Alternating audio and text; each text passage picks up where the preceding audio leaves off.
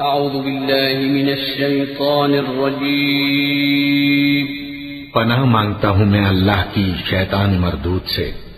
بسم اللہ الرحمن الرحیم شروع اللہ کا نام لے کر جو بڑا مہربان نہایت رحم والا ہے۔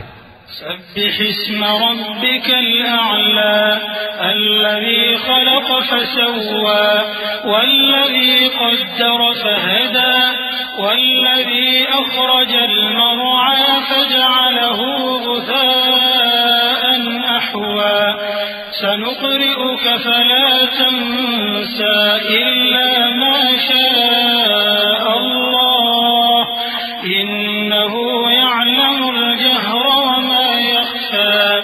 اے پیغمبر صلی اللہ علیہ وآلہ وسلم، اپنے پروردگار عالیشان کے نام کی تسبیح کرو، جس نے انسان کو بنایا، پھر اس کے اعضاء کو درست کیا، اور جس نے اس کا اندازہ ٹھہرایا، پھر اس کو رستہ بتایا، اور جس نے چارہ اگایا، پھر اس کو سیاہ رنگ کا کوڑا کر دیا۔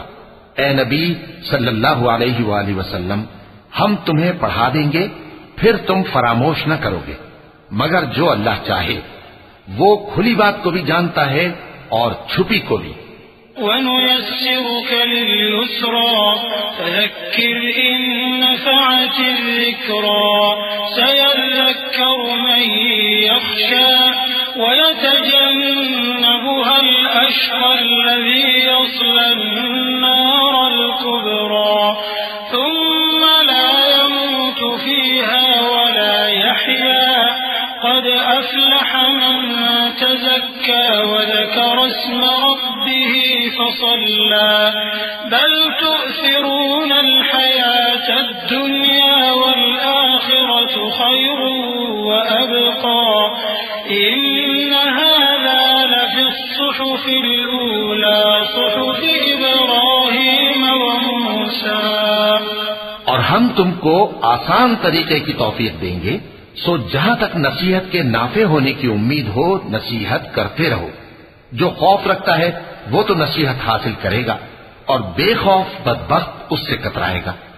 جو بڑی تیز آگ میں داخل ہوگا پھر وہاں نہ مرے گا اور نہ جیے گا۔ بے شک وہ مراد کو پہنچ گیا جو پاک ہوا اور اپنے پروردگار کا نام لیتا رہا اور نماز پڑھتا رہا۔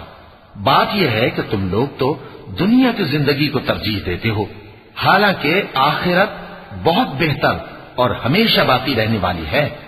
یہی بات پہلے صحیفوں میں بھی درج ہے، یعنی ابراہیم اور موسیٰ کے صحیفوں میں۔ وَلَقَدْ